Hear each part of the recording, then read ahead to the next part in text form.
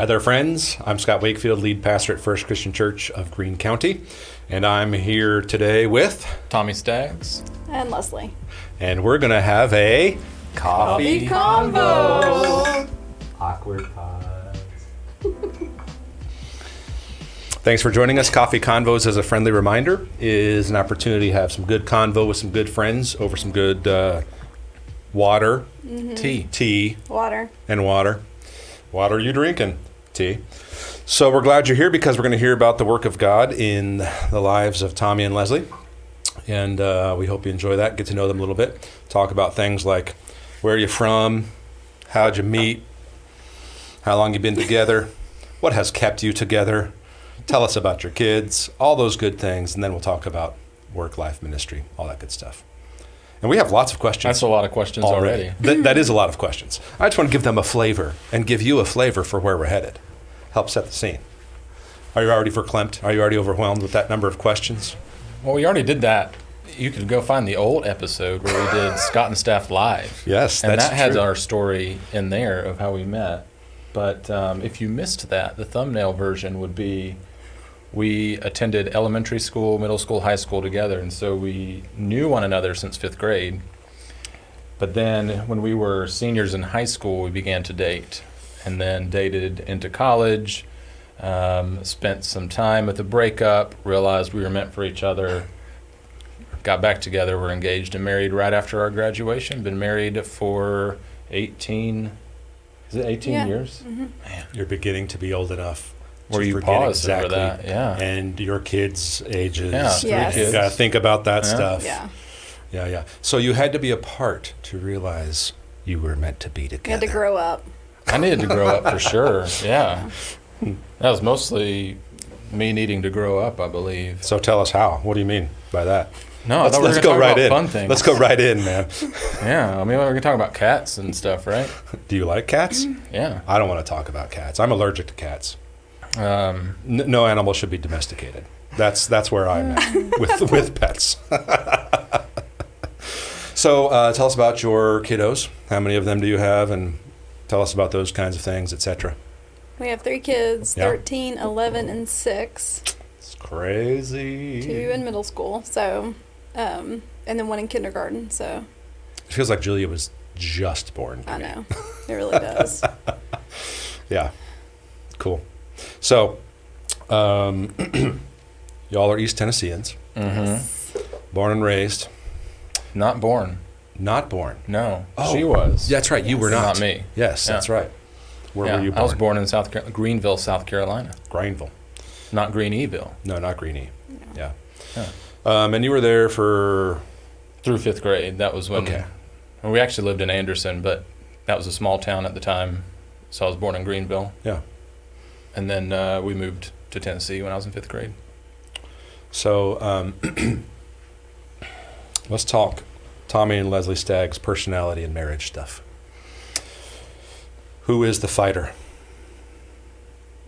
We both fight. Yeah. Like how so? My wife and I fight. We're like at it. I think we're just both opinionated. And Yeah, and I was really good at pouting.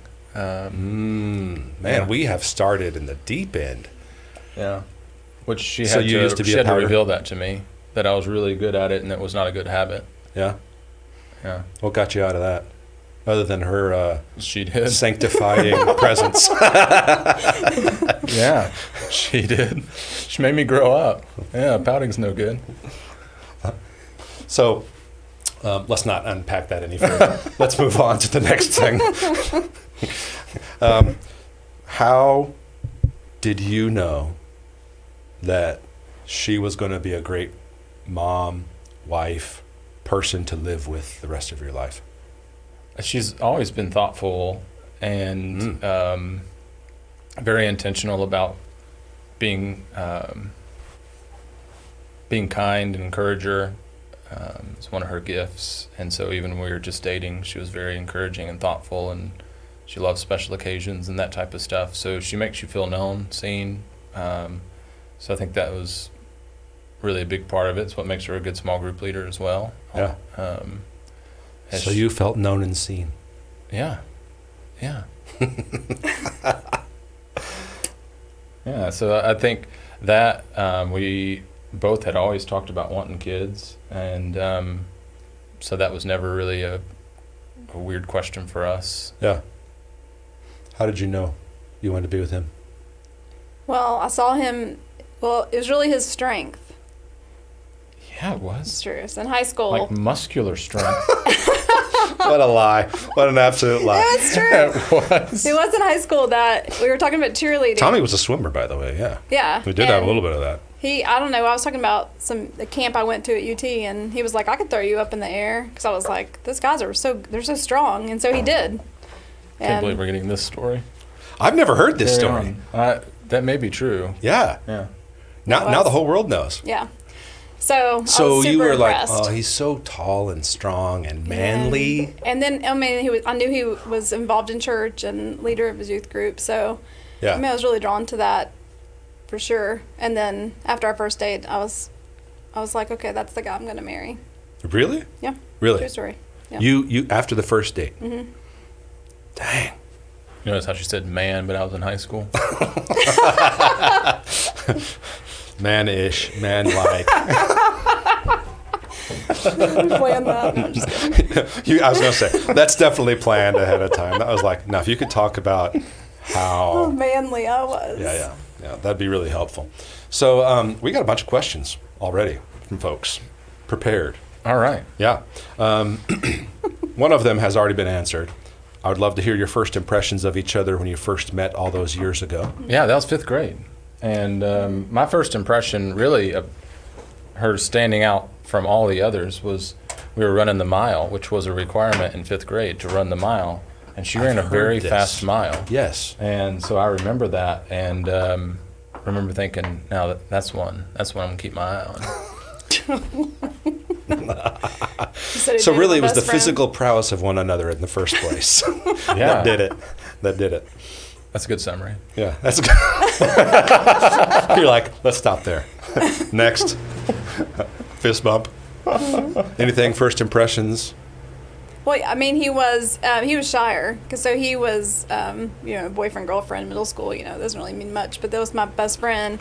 And she was like, he's just so shy. And so I would try every day, my little band instrument, try to talk to him, get him to talk to me. Which I thought So she you was were interested needling in me. him early She on. wasn't. You were sanctifying him early I on. didn't even know. Stop pouting. Yeah. Talk to people. Yeah. Yeah, I was very introverted. Mr. Strongman. Yeah, I acted really confident. It was total insecurity. Yeah. That's awesome. Yeah. Good stuff. Favorite local restaurants? Ooh. We'll do food for a bit. Y'all are a bit of some foodies. We do. We've really enjoyed Brumley's a lot. They've not been open as much lately, so we've not been there Because we in did a while. lunches mostly. We love to go to lunch there. Yeah. And to be in Greenville, it's just such a great spot to have in our town. Mm-hmm. Sauces is the best Mexican, no question.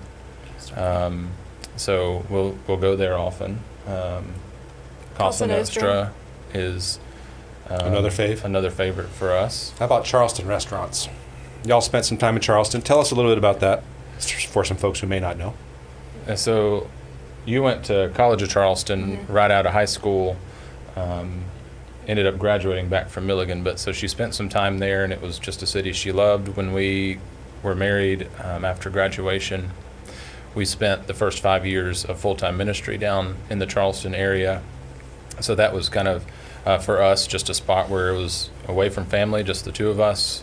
We have lots of good memories from there, and so it's kind of that city that now that we've been back here for a while, that we would we'll vacation to. We went there in May over our anniversary, and which is also near her birthday, so we spent some time there.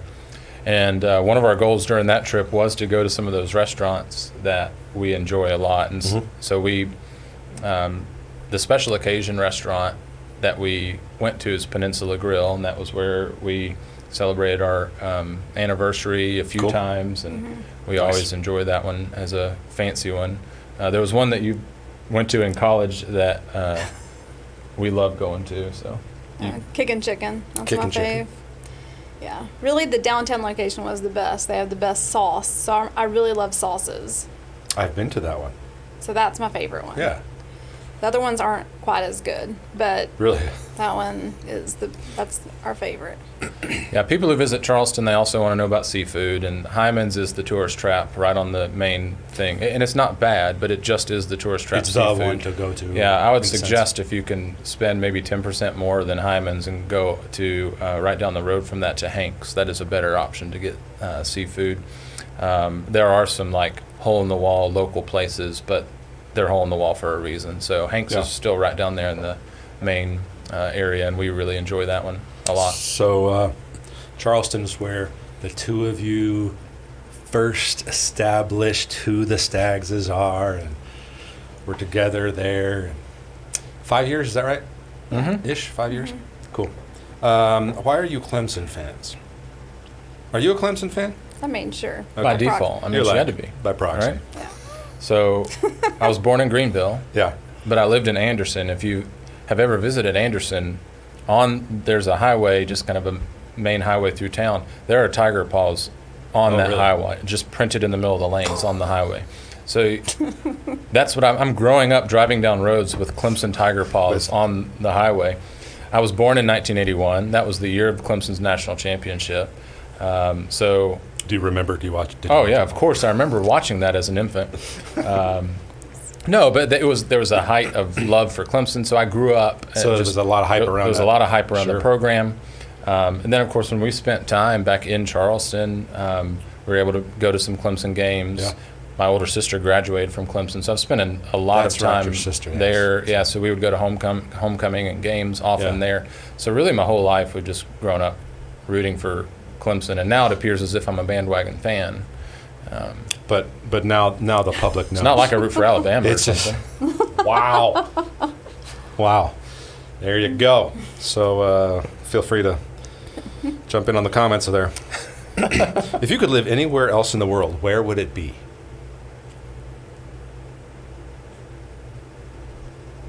Anywhere else in the world. You don't have to pick one. I would really like A to have few a mountain places. view at my house, That's and then true. I'm really we happy, really like a mountain view. A mountain view. which we don't have. Just a mountain view. Like a I mean, really like a good good one. one. Like the Alps, the Swiss Alps. No. No. You both were like, no. Here. Crazy. We love I it mean, here. Is it better than the Swiss Alps? Okay, so East Tennessee mountains. East Tennessee, we just Yeah. would like to have one of there are lots of areas in Greene County where you have just an incredible Yeah. mountain view. Yeah, And yeah. if we had that, I think we'd be as happy as could be. So you all are settled, rooted. You don't feel the need to go see the world and No. live elsewhere. And, And that's the story of why we came back. I mean, it's been so long now that we've lived here, but when we didn't dislike Charleston. We loved it, loved the church Sure. that we were at. yeah, And we just wanted to be near our family, in the place where we had grown up. Yeah. As we were thinking about having our kids, we wanted to raise our kids around our family. And Yeah. so both her and my family are in the area. And so this really is the place we want to live. We wouldn't want to live anywhere Yeah. else. why would anybody want to live anywhere Not else? real sure. So why did you build a second house in your backyard? And explain what we Do you mean want by the long, second the long house. version or the short We version? want the short of that? version. We got too many Okay. other questions. The short version is it was my COVID project. Yeah. I had promised Elijah that I was going to build him some form of a tree house. And so you know me, my personality well. When he was 3, or I mean, he was really When he was young. very young. I was way behind on the promise. Gotcha, right. So my personality is if I'm going to do something, I want to do it with excellence.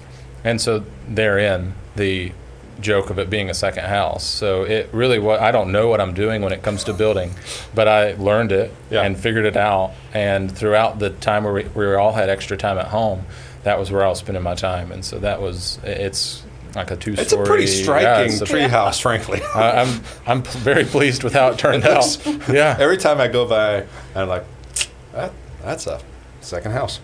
Yeah. Good stuff. So let's talk about your marriage again, and the two of you, and personalities. How are you alike? How are you different? And how? I have a follow-up question for that. But how are you alike and how are you different? We both like details. I think that's important. We like thinking logically. Yeah, analytical, detailed. Yeah. We're both very good at sarcasm. and we laugh a lot because of that. So we are constantly joking with one another. We are both introverted, and would lean. So you're loving coffee convos right now. That's our favorite. Yeah, being on a stage is great, and people get fooled by that because I'm on a stage all the time. But I am very much introverted, and so it. Not that I dislike that. It just is. It takes a lot of energy.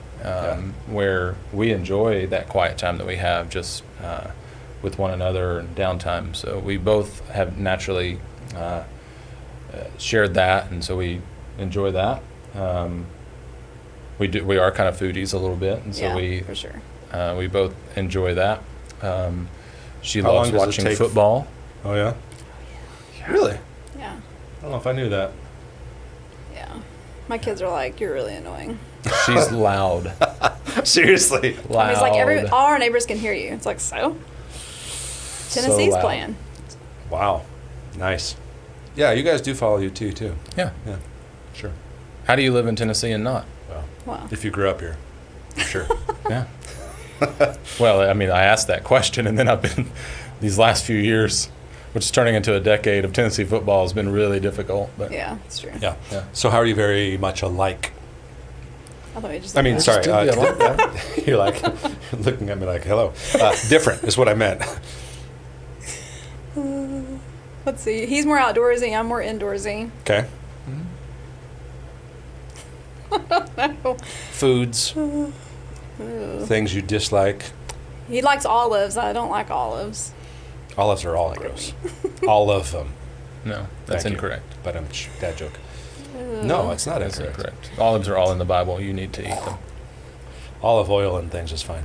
So, It's fine. No, it's fine. thinker or feeler? Ooh. That one's hard. I mean, I don't know. I'm both. Yeah. And how do you process information? Do you think about it, or do you intuitively feel it and then think about it? Other way around, what? You talked about both being analytical and detailed.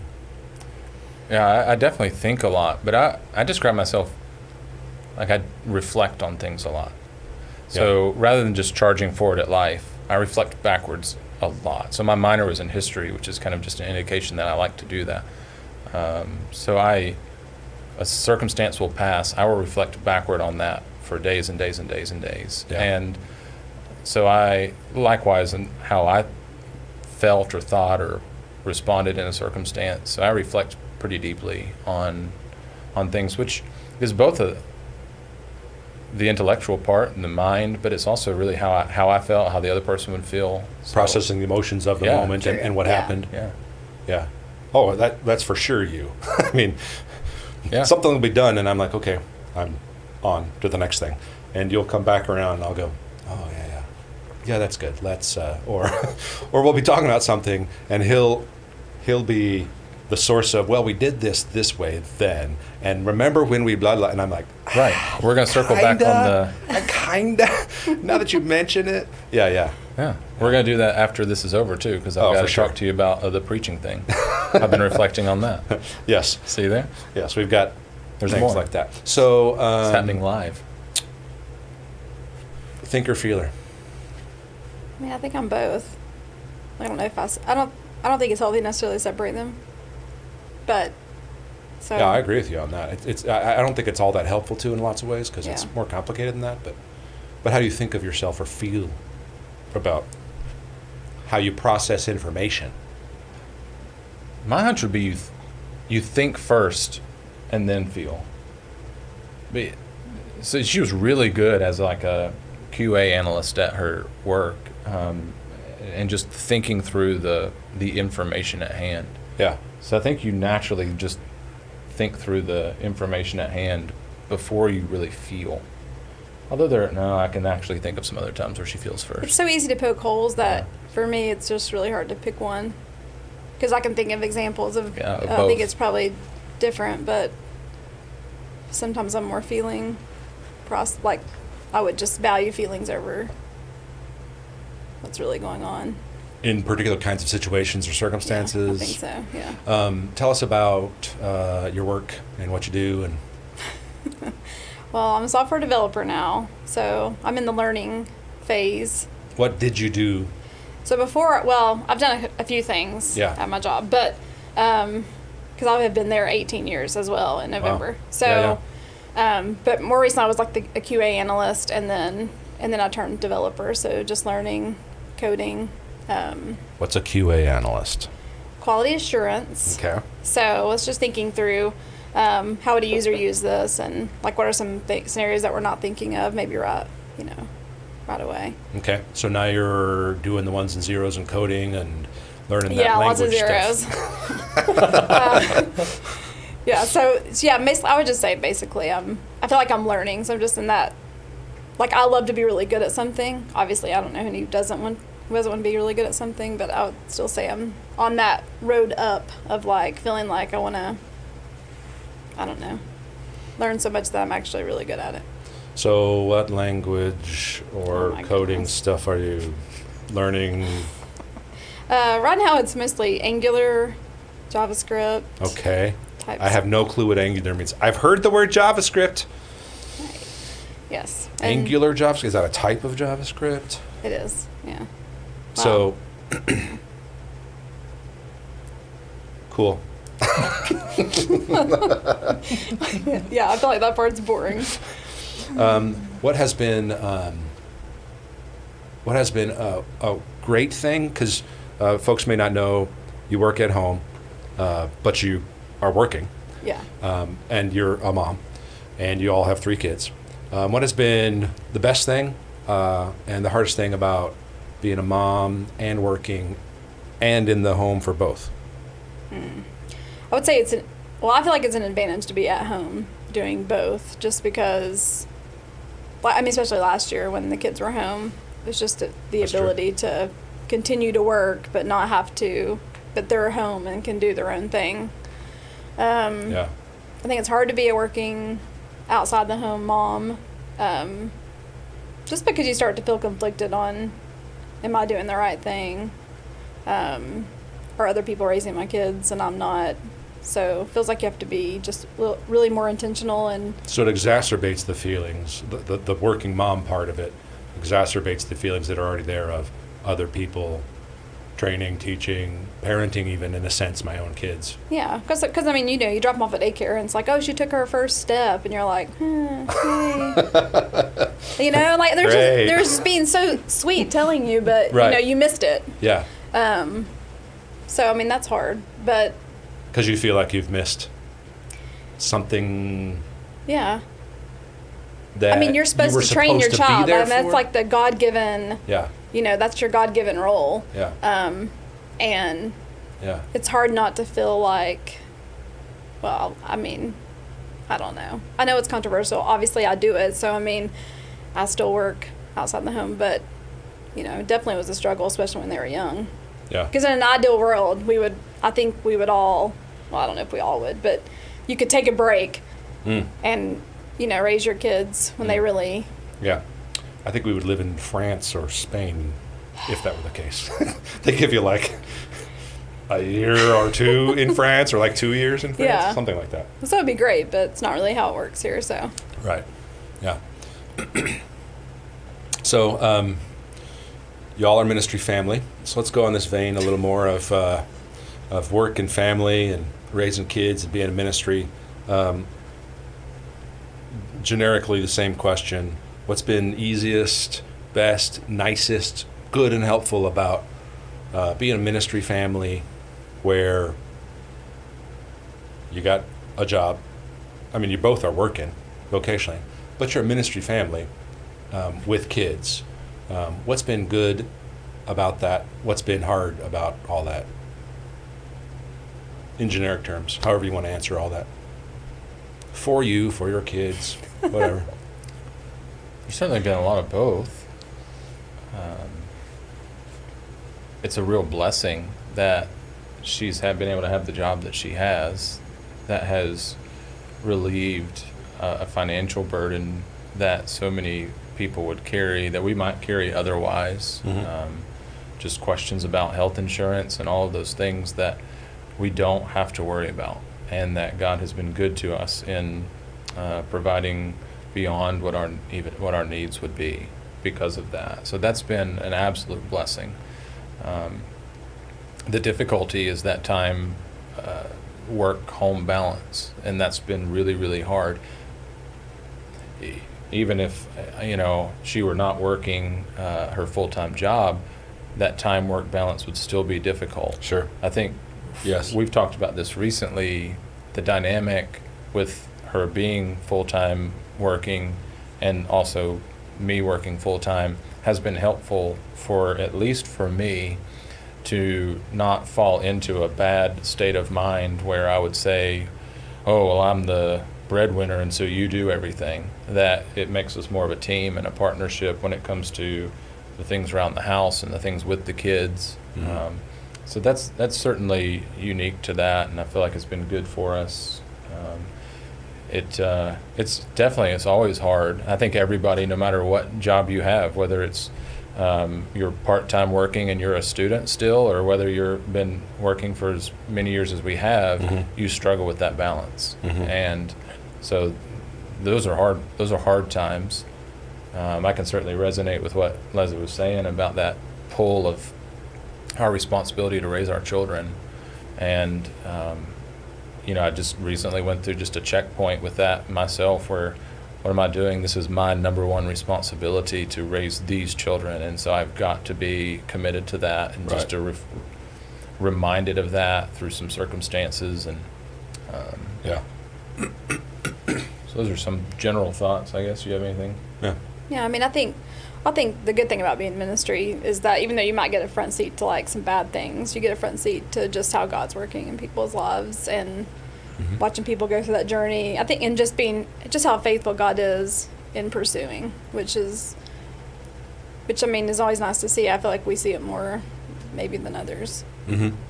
And it's over the long haul. If you're Yeah. in one place, in one community for enough time, yeah, absolutely. Yeah, there's lots of hard and lots of good. The good thing about ministry is the flexibility that we have. Of course, the flip side of that, of our time, the flip side of that is that there are really very little boundaries for our time. Right. So the blessing of that is that I can go to my kids' school performance that happens at 1 p.m. without worrying a whole lot about that. Right. I can pick them up from school. The hard part about that is there are a number of evenings that get sacrificed and weekends, and I was just doing a funeral last week, and so you skip family breakfast and you go up and do that. So there's good and there's bad, and there's so there's Yeah. blessing and there's some challenges. Yeah, that's right. Good stuff. So,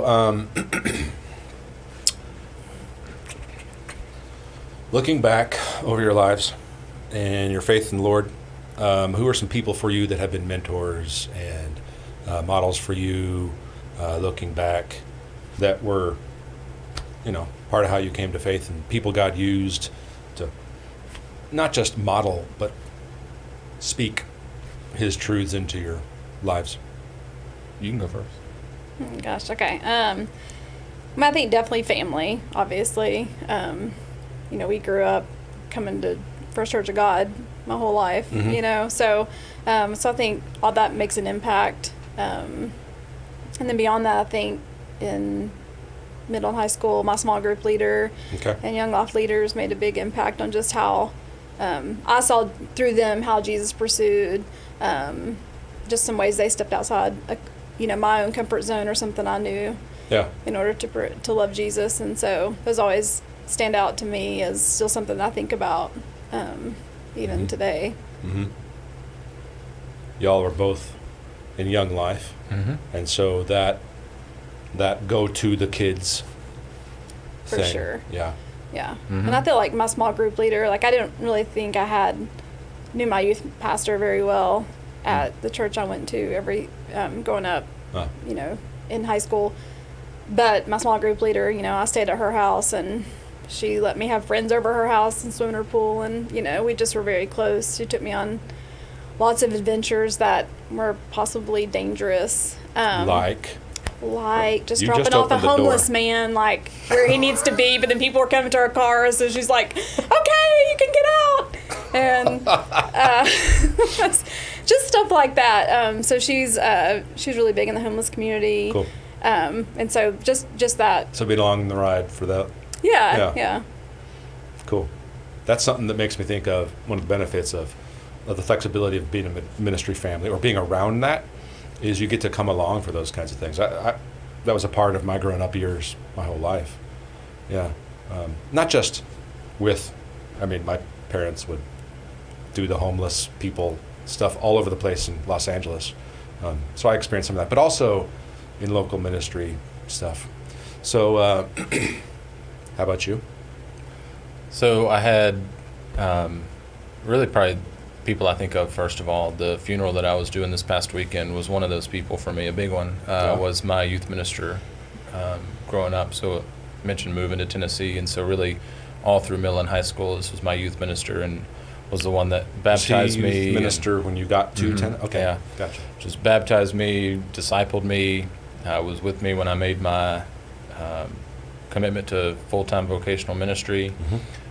Really just helped to prep me for that, and so he was a big part of that. Also, then the involvement through Young Life gave me a connection to a lot of really good mentors who were super important in my life. So there are a couple men who, through that, were really valuable to me. In that, I had an opportunity to do internship and through college for student ministry, and so the relationships I developed there under the youth minister I was partnered with has continued far beyond that. Likewise, some college professors that continued to speak into my life. There are a lot of those who shaped and formed me, and were really instrumental. Yeah. It'd be hard to begin to list the names. There's numerous people. Sure. But I would say, my youth minister, and that's one I was reflecting on recently, was just such a big deal for me, which is part of how I ended up in youth ministry as well. Yeah. Was his impact on my life. Yeah.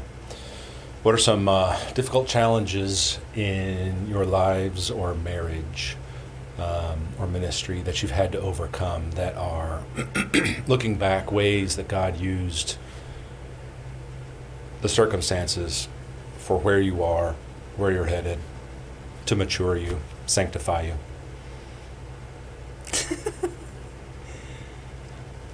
Oh, you want me to go? I'm trying to think.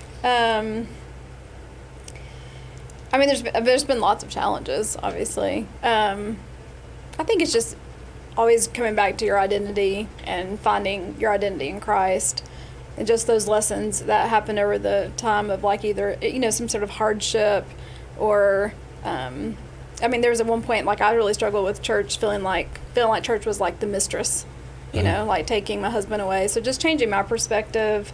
That's just one way God helped me grow, even though it was a hard season. Unpack the mistress thing a little bit more. Well, just your husband. When you're in a ministry couple and family, yeah, the job has no boundaries. Yeah. The demands never go away, and for the requests of one's life and time, they can be verbalized always as important and needful and helpful for whomever's making that.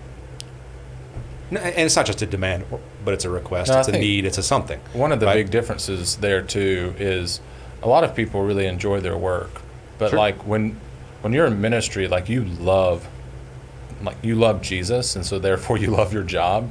And so much of why I'm doing what I'm doing is because I just love Jesus so much. And so when you have this intense love for God and His kingdom, and you're laboring towards that, when she sees that love towards that work in a deep, passionate, all-encompassing kind of way, right. That is there are certainly exceptions, but can be very different from a different type of a vocation that one would have, where they enjoy that, but they don't have that overarching, all life-encompassing sense of call to it. Yeah.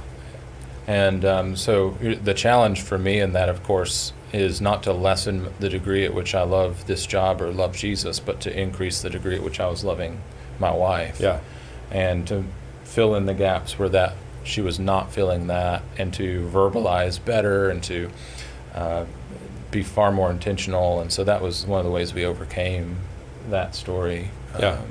Yeah, that's been an important, helpful, sanctifying, difficult challenge for the two of you in those ways. Yeah, for both of you. Yeah. Yeah. And it is easy for the ministry spouse to feel like the job is the mistress. Yeah. Or is the one with whom my spouse is having an affair, in a sense. Yeah. That's common. Let's open the door to everybody a little bit. That's common language with a lot of ministry couples and families. Yeah. So that's great. I mean, it's not great that happened. What I mean is, It's fun now, but- your example was great. That's good. Anything else that comes to mind that is a part of that answer? Our first year of marriage was really difficult. Some people talk about the first few years being great. Ours was difficult. Learning one another and how things worked.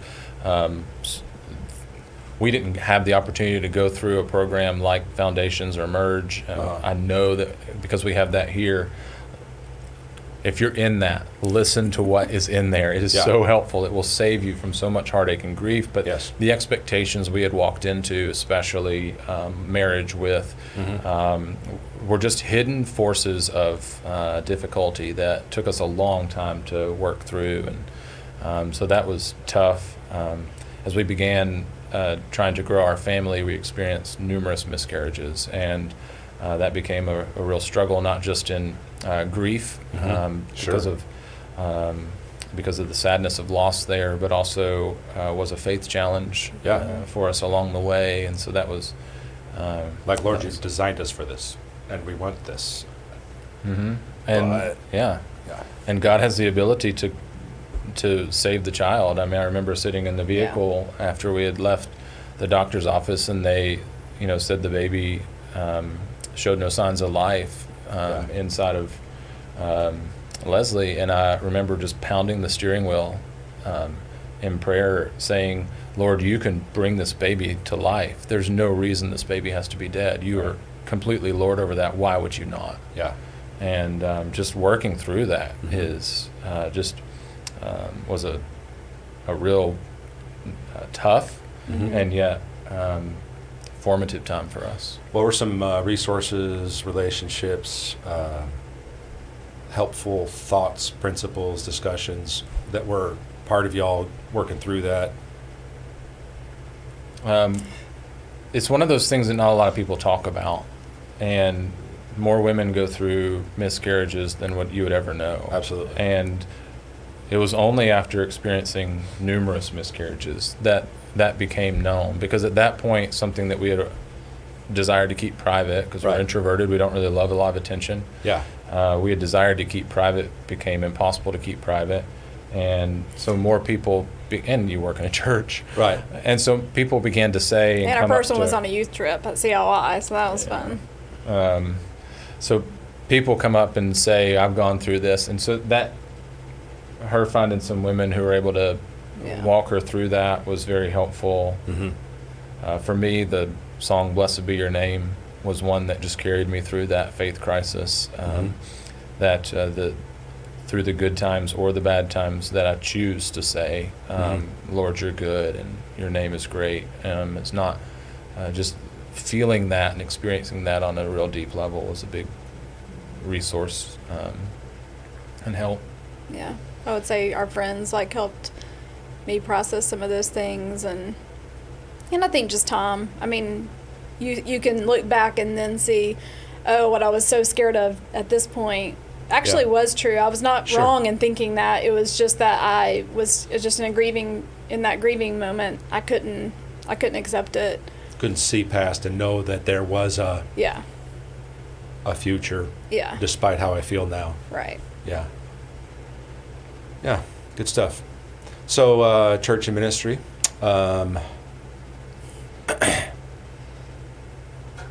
What do you think makes for good church leadership? And I want to hear from Leslie first. Because we all know Tommy can say stuff. Well, I mean, I think I value I value people who, I think maybe because I'm an encourager, I value encouragement. I think being like seen and heard over something like maybe cold, like maybe a cold vibe. I don't know. Mm-hmm. So ways that acknowledge you in particular as distinct from everybody else, and that communicate that to you so that you feel and understand that. Yeah, and I think, and because I value thinking, just like I like to see the inside track of like how you got to something. I think I'm more skeptical in general, so I think that detail oriented makes me feel like I'm on the maybe like I'm on the inside scoop of like how they got there, and I don't know. I like that, but. So when I over-explain things in Scott's thoughts and you occasionally come across that, that's okay with you? That's fine with me. Okay, cool. Because a whole bunch of folks are like, well, who cares? Right. It makes me With laugh. a bunch of the things I might include, people are like, this is so long. Couldn't we have just gave said like two a rule, sentences? like you should just do this, I know. and there was no detail, I I would can't just do be that. like, what? Yeah, seriously. It's true. That's good. That's good. That helps validate me personally. I feel seen and heard. Thank you. Oh, good. Yeah. What else have you found over your years? Because you've grown up in church. Yeah. Have been helpful things that you've seen that made for good. And I'll just mean leader like, oh, we're leaders in church. But I mean, in the body, anybody and everybody who leads, small group leader, a disciple maker, things that you've seen that make for good leaders, not just from good leaders, but things you've seen that were not great. I think it's just owning, like knowing stepping into what God's called you to do. So like not doing something that God maybe hasn't called you to do. That's good. I think that doesn't give off a good vibe. Meaning you're putting in your time and efforts and energy in places where you're actually gifted. You're actually not either and not gifted or in the not places. Passionate about maybe. Right, okay, good, yeah. I don't feel like that's helpful. Not leading from an inauthentic place. Yeah. In that sense of giftedness, passion, all of that. Cool, yeah. I don't know. I don't know if that was really good. That was really good. That was so good. She's a good leader. She's was a great really small good. group leader. This is true. She is. She's outstanding at that and would never say as much, but she really is. And I've seen a lot of small group leaders in my years in student ministry, and she gets it. And part of that, what's coming out of her heart, even in this moment, is I think what drives her is to really love the girls that she's leading, and they know that. There's no question that they know that she loves them. Yeah. And so I think she's really, really good at being a leader herself. So, I know you love us probing into you publicly. Staggs are intentional gift giver, or create an experience that is directed at the person in some kind of like particular way. You've said the seen and known and heard thing 2 or 3 times throughout this conversation. What are ways that you, from Tommy, anybody, whomever, experience the I'm feeling seen and heard thing? Whether it's a gift or, and I'm not just talking, what's your love language? But, I mean, that's definitely one thing. I mean, those who know you guys, like, know that that's kind of how you operate with, you're intentional about communicating something to someone, about them in particular, gift giving or something like that. It just made me think of that. So what for you are, this makes me feel seen and heard kinds of things? Or experiences, things people say, whatever. I mean, I think people, I don't know, just friendship. I mean, just people reaching out. To you. Yeah. You know, when I mean, because I'm a gift, I do like gift giving, so I think maybe I grew up around it too. So anytime you mention something and someone notices, that's like a love language. Like, we had a small group at Renee's house the other day, and she said, I've got mini Cokes in the fridge, and I was like, oh, I love Coke. So, in a can. So, Coke in a can. Coke in a can. Coke in a can. Something Especially about the small metal. little I don't know. mini Cokes in a can. Yep. So, I mean, I think it's just, I mean, that's, so I think it is probably the little gifts and like someone just knowing something about you. Yeah. So in that moment, you heard that and experienced that and felt that as care. Yeah. Yeah, yeah.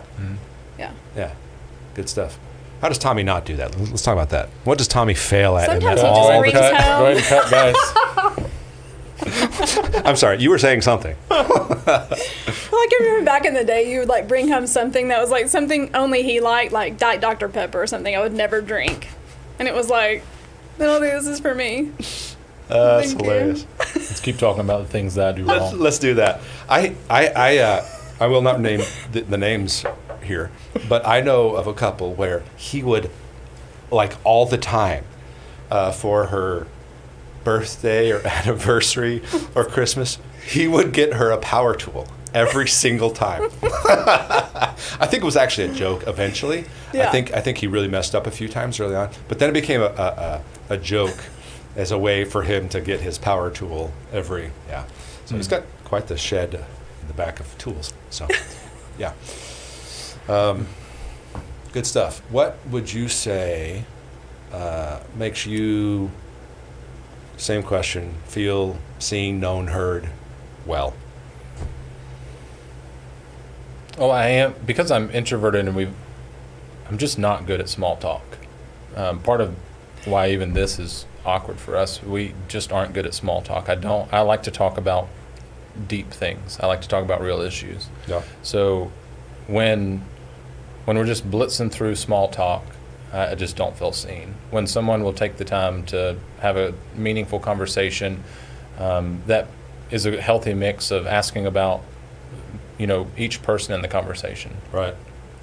where that is going on. That to me is very meaningful. So I think that is, I think that's helpful. I think that, The time spent. yeah, I like that, but also like not that we would just do something, but that we would have a real He's like, yeah, conversation. that was okay, but that's not really what I meant. You didn't really see or hear what I was saying, Scott. This is Well- really what I was trying to say. Carry on. That we would have a conversation. I enjoy deep friendships. Yeah.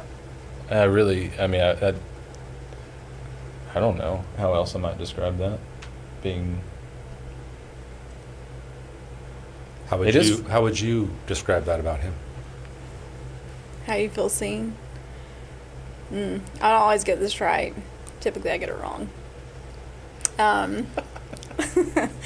The other thing is just hearing. So I'm always formulating my response back. So I think it's just really listening to what he's saying and making sure I understand it. Because sometimes I might just interpret it wrong. Yeah.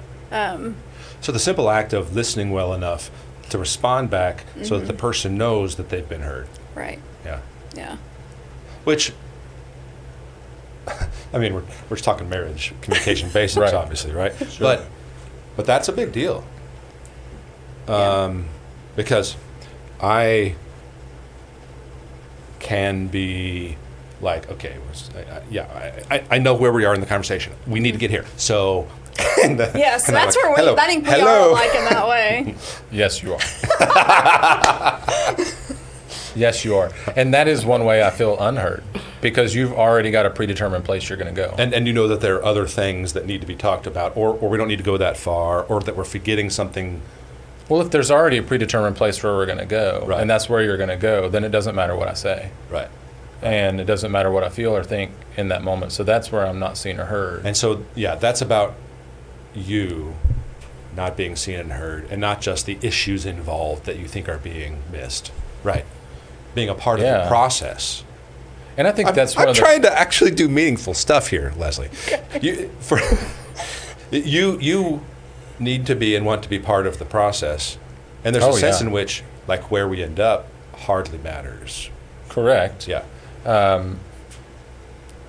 I do think many people will have an idea of where they're going to go too soon.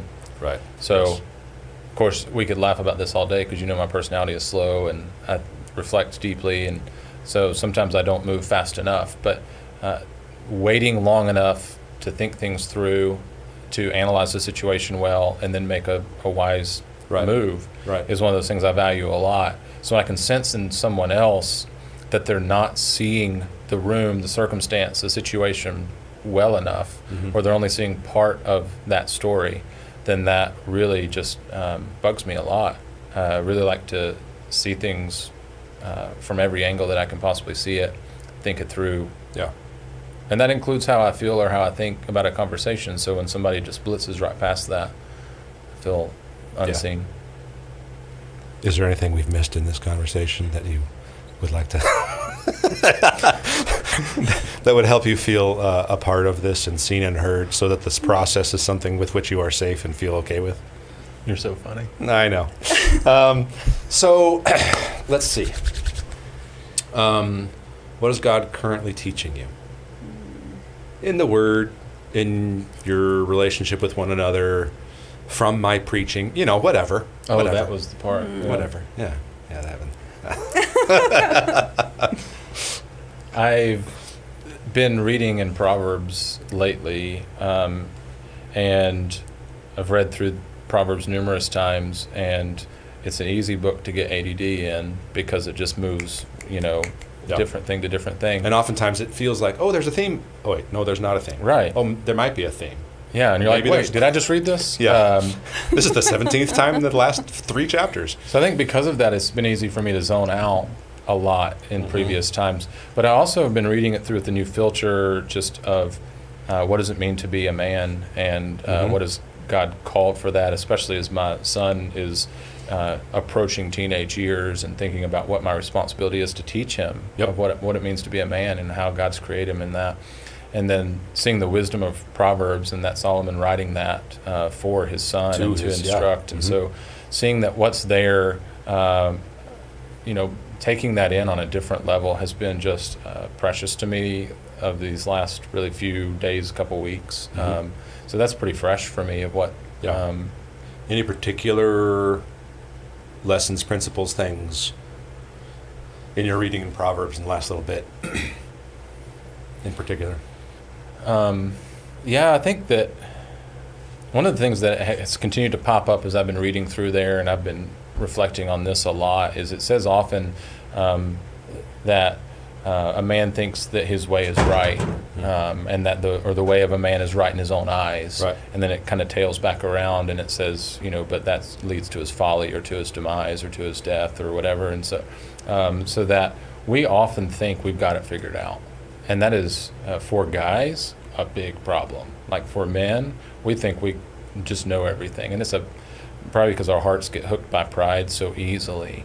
And so we see that and think that, and I'm thinking about my son and all of that. I'm thinking about how I felt like as a teenager, and just part of those teenage years where we think we've got it figured out and our parents don't.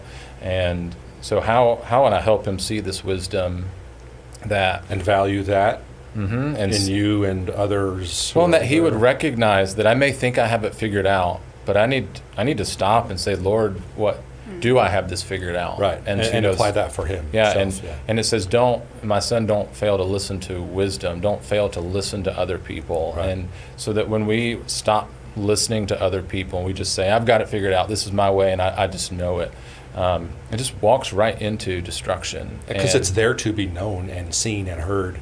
That wisdom is there. Yeah, from God, first of all, but also from others. Yeah. And I think especially as I look at the world we're living in right now and how we just live in a world that is just confirmation bias, and all we look for is the things that we already think. Algorithmically controlled confirmation bias. And it is just a wreck. And how we don't listen to one another anymore. We don't have a conversation. So I think that's the world my son's growing up in. My kids are growing up in this world, and that is shaping their thought patterns. And I want them to be shaped by the wisdom of Proverbs. And I think, so that's just really been the place that God's been leading and teaching me, is just a love for that and for that wisdom that's there. Cool. Good stuff. So, what's God teaching you? I'd say, it's similar, just leaning more on the sovereignty of God and always going to Him first for everything.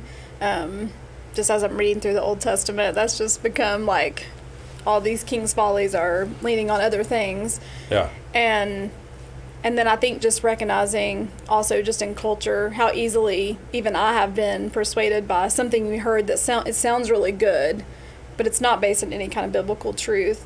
And just trying to recognize those things, like what are some things that I'm hearing all the time that I'm not realizing has seeped into something. Has been shaping and forming you. Yeah. And then how can I help all my kids and even in my small group girls, like how do we let's put everything next to the Bible, because if that's our authority, then it helps you recognize those false narratives that they're everywhere. They're everywhere. Yeah.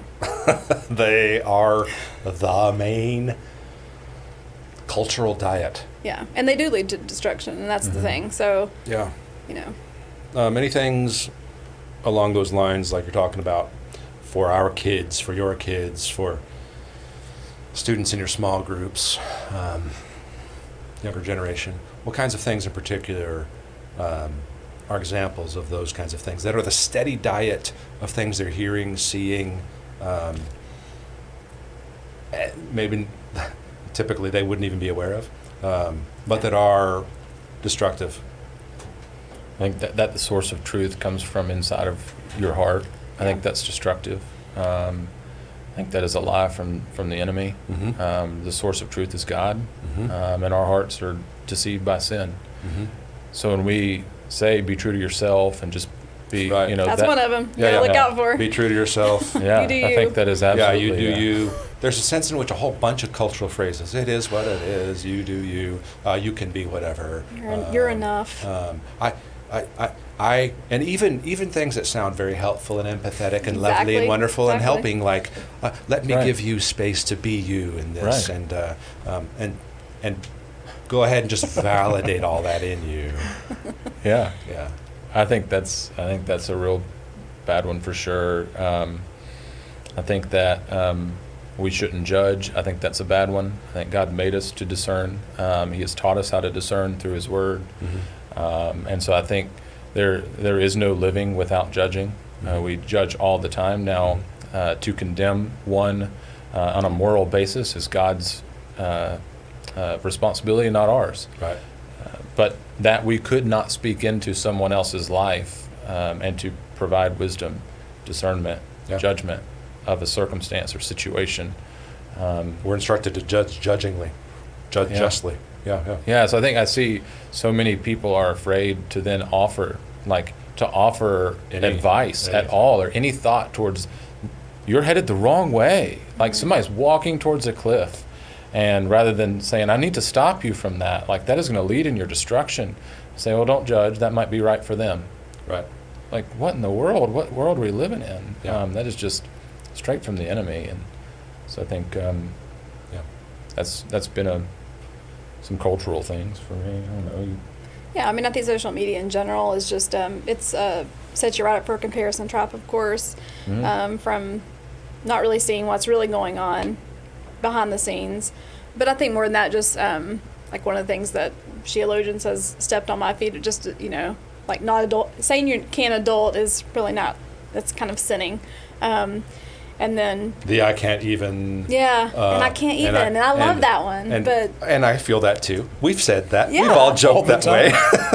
yeah, it's like, oh, okay, fine, true. But But giving into the non-adulting. it's what's the social media of like, make me feel better. I'm gonna vent to you out everything I right. feel. We're not really just taking into the wisdom that the Bible does give us about knowing when to be quiet and when to try to correct a fool and when not to. But it's like we think that's what we're supposed to do. It's basically set up to just spout your opinion off, right? You can just avoid all the comments if you want or turn them off. But it's not necessarily something I think that is wise. So the algorithms are feeding the inner stuff that you were referring to in ways that exacerbate comparison, division, and yet at the same time confirm our own biases, as if those are right and good, which, by the way, is a form of I am God. And that's not good. Yeah, I think it's tough. I used to be a big fan of social media. Yeah. I taught workshops on social media and how to utilize it well in ministry. Yeah, and it can be redeemed. It can be redeemed in some ways by how you use it, but I'm just not happy with it at Well, all. I'm getting rid of it in my own life. I've just withdrawn from it as far as I can. Me too. I haven't completely canceled it out because there are things to be used that can. But there's no guarantee anybody's going to see it. There's not. I think what you said that triggered this thought for me, Leslie, was you said that this public venting of my emotion, that the idea that I would complain on the street corner of sorts, that is not a biblical guide for us. That we don't go complain on the street corner. That is not helpful at all. We are going to social media and looking for quick hits of feel better, rather than trusting God. Yeah, we're looking for quick hits of confirm me, make me feel better. I'm angsty. Yeah, help me. And I just can't. And like if I feel like I just can't, and I'm opening up social media, like think about the process that's going on. What am I being fed by? If I'm feeling like I just can't, I need to get on my knees. I need to open up the Word. So I need to turn a completely different direction when I feel like I just can't. Do not need to go somewhere where somebody is just going to, pat me on the head and say, yeah, you're right, I think that way too. I need to see what God has to say about how I feel. So I'm just not. It speaks to the sorry, role of I'm not much of a fan of social media right now. And we're going to be putting this on social media. Some of you are watching it on Facebook right now. Turn it off. Well, a few months into COVID crazy world, I began to decide I don't think I can do this anymore. And so if the church posts something, I gotta share, like that. But that's it. I'm staying away because, in part, as you said, going there to feed things that may not be helpful is not what we need. We need the body. We need believers. We need people who are in it to win it for the sake of the gospel, speaking into our lives, and for us to do that with them too. That there is not a replacement for that community. And I understand there are some folks who cannot because of sickness or they're homebound. I understand those kinds of things. But social media is not the body of Christ, and it cannot do. And what gives me part of the problem for me that's personal too, I guess, to talk more about that, is it gives me the illusion, or at least deceives me into thinking that I can somehow keep up with 1,000 people, and that I can somehow know them, and that I can celebrate everything. And then you feel this intense anxiety of, oh wait, did I see that person's baby picture or not? Did they actually have their baby? I wasn't really sure. Should I say congratulations? And you're trying to keep up with hundreds of people that you just cannot keep up with. And in the meantime, one of the things I saw in myself was the people that I was seeing face to face every day, I wasn't investing enough time in. The energy and the emotion of... Oh, you mean the drain? The drain of what I was trying to keep up with online. Right. And you read, it's similar to just news. We read the news stories from all over the country, and they're far out of our control. And yet we allow them to take our emotional energy. There's two different kinds of labor. There's emotional labor, and it really will drain you. And so what kind of emotional labor am I spending on worrying about what's happening in California or across the globe? I can tell you what's happening in California with the recall rate. Yeah, it's like, am I really going to allow that to take my emotional energy? And then when my kid says I had a bad day, I'm like, oh, I'm so tired, I can't talk to you about your bad day. That's right. That's right.